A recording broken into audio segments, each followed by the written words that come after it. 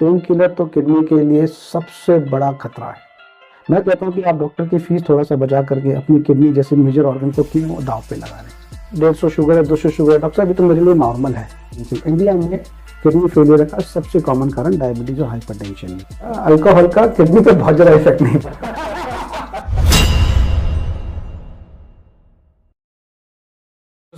नमस्कार दोस्तों, मैं हूं शशांक राज और आप देख रहे हैं मेडिकल टच। दोस्तों स्वागत है आपका मेडिकल टच के एक और नए इंटरेस्टिंग वीडियोस में। दोस्तों जैसे एक ह्यूमन बॉडी के लिए हार्ट इंपॉर्टेंट है, जैसे कि एक ह्यूमन बॉडी के लिए लीवर इंपॉर्टेंट है, वैसे ही ह्यूमन बॉडी के लिए एक किडनी भी बहुत बड़ा इंपॉर्टेंस रखता है। तो दोस्तों आज का जो हमारा वीडियो रहेगा, आज का जो हमारा टॉपिक रहेगा वो किडनी रिलेटेड ही होगा। जो किडनी को अपने किडनी को स्वस्थ कैसे रखें, मतलब किडनी एक इतना इंपॉर्टेंट चीज है अपने बॉडी में, उसको हम लोग कैसे स्वस्थ रख सकते हैं उसके बारे में आज हम डिस्कस करेंगे। और हमारे साथ हैं डिस्कस करने के लिए डॉक्टर विकास जैन। डॉक्टर विकास जैन सर के बारे में अगर हम बात करना चाहें तो डॉक्टर विकास जैन दिल्ली एनसीआर के टॉप यूरोलॉजिस्ट और किडनी सर्जन हैं। सर ने लगभग हजारों से ज्यादा kidney transplant, successful kidney transplant किए हुए हैं। तो और सर का अगर एक्सपीरियंस की बात करें तो सर ने दिल्ली एनसीआर के टॉप हॉस्पिटल्स जैसे कि फोर्टिस हॉस्पिटल हुआ, जैसे कि नारायणा हॉस्पिटल्स हुआ, इन सब में अपना एक्सपीरियंस दे चुके हैं। और सर अभी रिसेंट में मणिपाल हॉस्पिटल सेक्टर 6 द्वारिका में है। अगर आपको कभी भी सर से विजिट कर रहा हो तो आप मणिपाल हॉस्पिटल्स में अभी आपको मिल सकते हैं। तो सबसे पहले सर आपको हम स्वागत करना चाहेंगे और सबसे पहले सर कि आपने इतना बिजी शेड्यूल में भी हमको इतना एक अपना कीमती समय दिया। तो सर वीडियो को सबसे पहले हम शुरू करते हैं और सबसे पहला सर हम आपसे एक क्वेश्चन ये जानना चाहेंगे कि सर किडनी की बीमारियों को एक शांत बीमारी भी कहा जाता है और जब तक ये लोगों को पता चलता है कि किडनी के कोई भी समस्या या फिर लक्षण, किडनी लोगों को लगभग 30 से 40% तक किडनी खराब हो चुका होता है। तो सर इसके लिए क्या सोल्यूशन है, लोग क्या करें आखिर कि अपने किडनी को स्वस्थ रख सकें? ऐसा है कि भगवान ने हमको 2 किडनी दी है जी सर। तो उसका एडवांटेज भी है कि 2 किडनी है तो काम चलता रहेगा। उसका डिसएडवांटेज भी है कि जब तक एक किडनी पूरी तरह खराब नहीं जाती तो लोगों को मालूम नहीं पड़ता है। तो एडवांटेज भी है, डिसएडवांटेज भी है। तो जैसा आपने बिल्कुल कहा कि शांत है, शांति से चुपचाप धीरे धीरे धीरे धीरे करके खराब होती रहेगी, आपको मालूम ही नहीं पड़ेगा।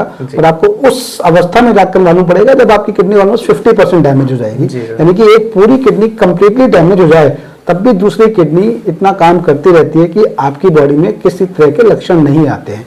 तो इसलिए हम लोग कई बार बोलते हैं कि कुछ अर्ली साइंस होते हैं जो आप पिकअप कर सकते हो, जो आपको लगता है कि यार ये तो किसी को भी हो सकते हैं, इससे किडनी की बीमारी नहीं होगी, बट ये अर्ली साइंस है। अगर आप इनको पिक कर लो तो उसमें चांस है कि हम लोग अर्ली इंटरवेंशन करके किडनी की बीमारी को रोक सकें। तो उसमें सबसे अर्ली साइन है अगर आप सुबह उठते हैं और आपको लगता है कि आपकी आंखों के नीचे सूजन आ रखी है जी सर, या फिर आपकी पैरों और टखनों के नीचे सूजन आ रखी है जी सर। तो आदमी इसको बड़ी इजीली इग्नोर कर देता है। उसको लगता है कि सुबह सो के उठते हैं, चलो आंखें भारी होगी, रात भर नींद नहीं आई होगी। बट अगर आपको रेगुलर ये बना हुआ है कि आपको सुबह उठ के आंखों के नीचे सूजन आ रखी है, पैरों में सूजन आई है, तो ये एकदम बहुत अर्ली साइन है कि हम लोग पकड़ सकते हैं किडनी फेलियर का। अगर आपका वेट बढ़ना शुरू हो गया है, आपको इजी फैटिगेबिलिटी हो रही है। फॉर एग्जाम्पल पहले आप कहते थे डॉक्टर साहब मैं दिन के 10-10, 12-12 घंटे काम करता हूँ, कोई प्रॉब्लम ही नहीं होती, बट अब क्या होता है कि 6-7-8 घंटे में ही मेरा काम में मन नहीं लगता, या मेरा सांस फूलने लगता है, या मेरा मन उचट जाता है। तो दिस में भी an early sign of kidney disease also. और कई बार लोग इसको कहते हैं यार एजिंग हो गई है, अब बुढ़ापा आ रहा है तो इसीलिए शायद इग्नोर कर देते हैं। तो ये अर्ली साइंस है थोड़े बहुत, जिसको अगर आप अर्ली पकड़ सके तो डेफिनेटली इंटरवेंशन करके किडनी की बीमारियों को रोका जा सकता है। तो इसको ये मतलब सोच लीजिए कि ये बुढ़ापा आ रहा है या ये हो सकता है हमको, मतलब इन सब चीजों को लेकर लोग इग्नोर ना करें। अगर ये लगातार बने हुए तो डेफिनेटली किसी स्पेशलिस्ट से मिले और इसका निदान। सर इसी टॉपिक पे अगला जो मेरा क्वेश्चन रहेगा, मतलब जो जानना चाहते हैं कि कोई ऐसे नॉर्मल इंसान अगर अपने किडनी का स्टेटस जानना चाह रहा हो कि उसका किडनी कितना स्वस्थ है, तो उसके लिए आप क्या सजेस्ट करेंगे? या फिर कोई भी जो अगर आपके पास ऐसा कोई पेशेंट आता हो जो अर्ली स्टेजेस पे हो, तो उसके लिए क्या इन्वेस्टिगेशंस हैं जो आप सर स्टार्टिंग में सजेस्ट करते हैं? सबसे इंपॉर्टेंट और सबसे इजी वेरी सिंपल टेस्ट जो हम लोग भूल गए हैं, हम हमेशा हाई चीजों की तरफ भागते हैं, सिटी स्कैन करा लो, MRI करा लो, बट एक सिंपल यूरिन टेस्ट आप लैब में जाके यूरिन टेस्ट दीजिए। अगर उस यूरिन में प्रोटीन आ रहा है तो that is the first clinical problem that can give an indication कि आपकी किडनी में प्रॉब्लम स्टार्ट हुई है। क्योंकि किडनी एक तरह की छलनी है, जब वो यूजुअली इन प्रोटीन्स को फिल्टर होने से रोकती है और आपकी बॉडी में यूटिलाइज होता है। तो जब वो किडनी डैमेज होनी शुरू हो जाती है, उसके पोर्स खुलने शुरू हो जाते हैं, तो वो यूरिन में प्रोटीन निकलना शुरू होता है। सो आपका अल्ट्रासाउंड में कोई चेंज आएगा, आपके किडनी फंक्शन टेस्ट में कोई चेंज आएगा, उससे मच अर्लियर एक यूरिन का सिंपल टेस्ट अगर उसमें प्रोटीन आ रहा है तो आपको इमीडिएटली डॉक्टर के पास रश करना चाहिए, क्योंकि ये पॉजिटिव साइन नहीं है। सेकंड थिंग, अगर आपकी strong family history of diabetes और हाइपरटेंशन है, या आपको खुद को भी डायबिटीज और हाइपरटेंशन है, तो उस केस के अंदर मैं चाहूंगा को आपको एनुअली अपना यूरिन में प्रोटीन टेस्ट करवाना चाहिए। बीपी घर पे रेगुलर मापते रहना चाहिए। लोग यूजुअली क्या करते हैं कि बीपी की टैबलेट ली और सो जाते हैं, भाई अब तो टैबलेट ले रहा हूं तो बीपी कंट्रोल रहेगा, बट ऐसा नहीं है। आपको रेगुलर चेक करने का बड़ा इंपॉर्टेंस है। उसके अलावा फिर और अगर एडवांस टेस्ट में जाएं तो किडनी फंक्शन टेस्ट, जो एक ब्लड टेस्ट होता है जिसमें हमें यूरिया क्रिएटिनिन का मालूम पड़ता है। अगेन जैसे मैंने आपको पहले बताया कि क्रिएटिनिन तब बनना शुरू होता है जब 50% ऑफ द किडनी डैमेज हो चुकी होती है, बट यूरिन में प्रोटीन आना मच अर्लियर शुरू हो जाता है। तो उस समय अगर हम स्टेज पे पकड़ लें तो बहुत। उसके अलावा और फर्दर टेस्ट करें तो अल्ट्रासाउंड, सीटी स्कैन वगैरह करके हमें किडनी में डैमेज का मालूम पड़ जाता है। और इन मेथोडोलॉजी से हमें ये भी मालूम पड़ता है कि किडनी क्यों डैमेज है। समटाइम कोई स्टोन पिकअप हो जाता है जो किडनी को बैक प्रेशर मार के खराब कर रहा है, तो ये मोडालिटी से हम लोग उसको पकड़ सकते हैं। But the first and the earliest this thing is the urine में प्रोटीन आना। जी सर, बहुत सिंपल सा टेस्ट है। बिल्कुल सर, जबकि ये एकदम मिनिमम टेस्ट है, हालांकि कुछ 500 रुपए से कम में हो जाता है, बहुत ही कम में होता है यूरिन में, मतलब एक लिपस्टिक लगा के बिल्कुल भी कर सकता है। सर इसी के क्रम में हम आगे और जानना चाहेंगे कि सर आजकल की जो लाइफ स्टाइल है लोगों का, मतलब कोई छोटा सा बीमारी हुआ, फिर छोटा सा बुखार हुआ, तो लोग क्या करते हैं, एंटीबायोटिक प्लस पेन किलर, ऐसे कुछ हाई मेडिसिन इंडिकेशंस वो लेने लगते हैं। तो सर इससे क्या इम्पैक्ट पड़ता है कुछ किडनी के ऊपर? अगर कोई बेवजह कोई हाई डोज ले रहा है, पेन किलर ले रहा है ज्यादा से ज्यादा आपको कोई ये मेरे को कई बार ऐसा होता है कि मैं केमिस्ट पे कोई दवाई खरीदने गया हूँ जी, तो मेरे को कम से कम 10 लोग में से 8 लोग ऐसे होते हैं जो बिना प्रिस्क्रिप्शन के दवाई ले रहे होते हैं। वो केमिस्ट शॉप वाला जो एक क्वालिफाइड आदमी नहीं है, एक केमिस्ट शॉप पे काम कर रहा है, वो मान लीजिए 10 साल से काम कर रहा है, डॉक्टर उसको बोलते हैं भाई मेरे पेट में दर्द हो रहा है, वो चार पत्ती निकाल के उसको देता है। मतलब 10 में से मैं कहूँगा 7 से 8 लोग आज भी ओवर द काउंटर मेडिकेशन, जिनको हम लोग कहते हैं, केमिस्ट से लेते हैं, जो एक क्वालिफाइड आदमी नहीं है। अब वो उसका काम है कि भाई सर में दर्द हुआ तो कोई स्ट्रॉन्ग दवाई दे दी उठा करके, क्योंकि उसको नॉलेज नहीं है। इसको नॉलेज नहीं है सर, हाँ बिल्कुल। वो तो ओवर पीरियड टाइम 10 साल में उसको उसने देखे हैं डॉक्टर्स के प्रिस्क्रिप्शन की, भाई किसी को पेट में दर्द हुआ तो डॉक्टर साहब ने ये दवाई दे दी थी तो मैं भी यही दे देता हूँ। तो ये बहुत कॉमन चीज है। तो आपने जैसा कहा पेन किलर तो किडनी के लिए सबसे बड़ा खतरा है। मतलब जिनको डायबिटीज और हाइपरटेंशन है उनको पेन किलर्स तो लेने ही नहीं चाहिए। मैं कहता हूं कि आप डॉक्टर की फीस थोड़ा सा बचा करके अपनी किडनी जैसे मेजर ऑर्गन को क्यों दांव पे लगा रहे हैं। बिल्कुल। अगर आपको सर में दर्द है, आपको खांसी है, आपको जुकाम है, आपके पेट में दर्द है या कोई भी प्रॉब्लम है, एक अच्छे डॉक्टर को दिखा करके उसकी सलाह से दवाई medication, correct. So self medication, specially over the counter medication, specially the pain killers, बिल्कुल मत लीजिए। अगर आप इस वीडियो के जरिए मेरी एक ही बात मानना चाहते हैं, मैं आपसे बहुत सारी बातें नहीं कहूंगा कि over the counter medicine specially pain killers बिना डॉक्टर की सलाह के मत लीजिए अगर आप अपनी किडनी को ठीक रखना चाहते हैं। तो सिंपल सा मैं आपको जैसा कि सर ने बताया, ये रियलिटी है लोगों का कि कोई सर दवाई कोई भी जो भी लेना चाह रहा है ना, थोड़ी सी डॉक्टर को फी बचाने के चक्कर में एग्जैक्टली वो अपना एक पूरा किडनी दांव पे लगा रहा है। ये वाकई बिल्कुल सच है, आपको बिल्कुल चेंज करना होगा सर। घर में भी कई बार देखा है कि मतलब एक भाई को दर्द हुआ होगा तो यार मैंने दवाई लिया था तुम भी ले लो। हाँ, कितना कॉमन है ना, सभी घरों में कॉमन है। मैं चाहता हूँ कि ये चीज थोड़ी सी अवॉइड करनी चाहिए, क्योंकि आपकी बॉडी और मेरी बॉडी सेम नहीं है, चले सगे भाई हैं, लेकिन सर अब जो नेक्स्ट क्वेश्चन होगा हमारा वो आजकल जो यंग जनरेशन है, मतलब लोग बहुत सारे वर्कआउट कर रहे हैं, लोग जिम कर रहे हैं, जिम में वो हाई सप्लीमेंट लेते हैं, कभी कभी तो कुछ लोग क्रेटिनाइन जो है उसका यूज करते हैं अपनी सप्लीमेंट, अपनी बॉडी को ग्रोथ बढ़ाने के लिए। तो आई थिंक वो भी एक बहुत ही गलत चीज है। आप क्या सजेस्ट करेंगे सर? तो बेसिकली हर आदमी के बॉडी में प्रोटीन की एक रिक्वायरमेंट होती है जो 1 मिलीग्राम पर किलोग्राम बॉडी वेट के हिसाब से होती है। तो आप जैसे मेरा वेट अगर 70 kg है तो मेरी पर डे की requirement 70 gram of protein per day रहेगी। अगर आप उससे ज्यादा ले रहे हो तो डेफिनेटली आप अपनी किडनी को बर्डन कर रहे हो कि वो उस प्रोटीन को संभाले। तो जैसा मैंने आपको पहले बोला, किडनी का काम होता है कि प्रोटीन को फिल्टर करना, बट आप उसको इतना प्रोटीन दे दोगे तो मशीन तो चोक होगी ना यार। तो आप उसको अगर एक्सेस, सिंपल सा लॉजिक है यार, एक किडनी की रिक्वायरमेंट है कि एक किडनी इतना काम कर सकती है, मतलब 70 ग्राम, चलो 80 ग्राम ले लो, इतना प्रोटीन अगर आप उसको 200 ग्राम प्रोटीन पर डे दोगे, उस महीने भर तक देते रहोगे तो कब तक काम करेगी बेचारी। उसका भी एक तो सिंपल तो लॉजिक है भाई, जिसको जितनी रिक्वायरमेंट है उतना लो, उससे ज्यादा लोगे तो प्रॉब्लम को इन्वाइट कर रहे हो। और सेकंड चीज जो ये लोग करते हैं ना, प्रोटीन लेते हैं, पसीना आता है और उसके बाद पानी नहीं पीते हैं तो डिहाइड्रेशन होती है। तो डिहाइड्रेशन मतलब एक तो आप किडनी को मार रहे हो प्रोटीन लेकर के, और उसको पानी भी एडिक्वेट अमाउंट नहीं दे रहे हो जो उसको फिल्टर करने के लिए जरूरत चाहिए, तो आप उसको दो धारी तलवार से काट रहे हो। तो ये बिल्कुल नहीं करना। तो मैं तो ये कहूंगा कि दोस्तों, आपकी बॉडी के हिसाब से जितनी रिक्वायरमेंट है उतना प्रोटीन लो, मैं मना नहीं करता। आप 80 किलोग्राम के तो 80 ग्राम प्रोटीन पर डे लो, 80 का 100 ले लो, बट 80 का 200 नहीं चलेगा। तो ये है, तो you should know your daily protein requirement, you should not your daily water intake, it should be. अगर आप अच्छी जिम करते हैं तो कम से कम 2-2.5-3 लीटर पानी का इंटेक आपका होना चाहिए। तो इन चीजों का अगर ध्यान रखेंगे तो मोस्ट लाइकली बहुत ही अच्छा रहेगा।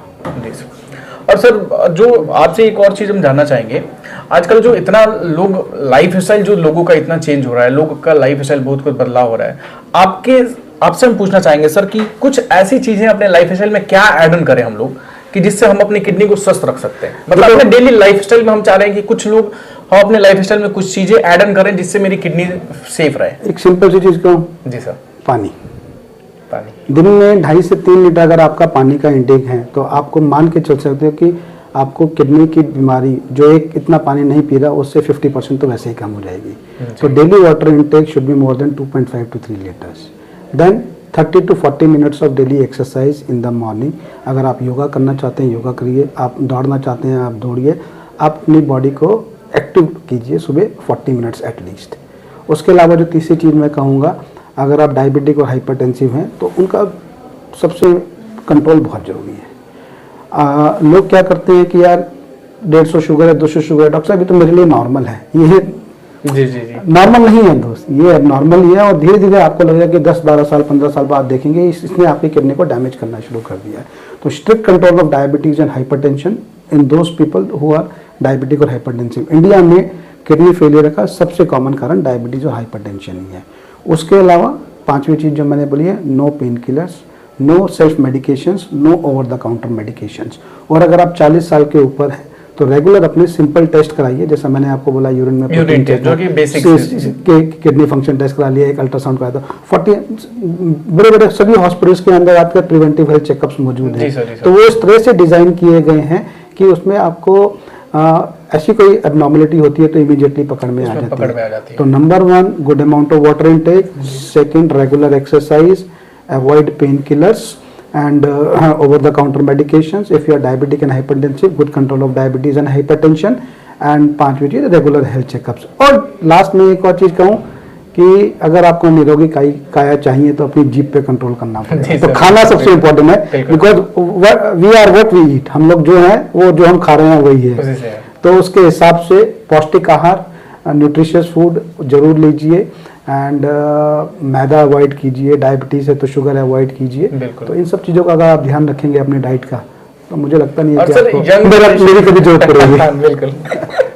और सर, जो यंग जनरेशन है आजकल, एक वो जो लिक्विड टाइप में ये हो रहा है ना, मतलब लोग ड्रिंक और बियर, इन सब चीजों में थोड़ा ज्यादा आगे जा रहा है। मतलब तो इन सब चीजों से हालांकि उन लोग को इम्पैक्ट तुरंत नहीं पता चलता, हालांकि इसका इम्पैक्ट सर पड़ता तो जरूर होगा, लेकिन अब वो जब भी पड़े उनके साथ, लेकिन इसके बारे में आपके क्या सजेशन रहेगा? एक्चुअली मतलब ऑडियंस हो सकता है खुश है, एक्चुअली लिकर का, अल्कोहल का किडनी पे बहुत ज्यादा इफेक्ट नहीं पड़ता।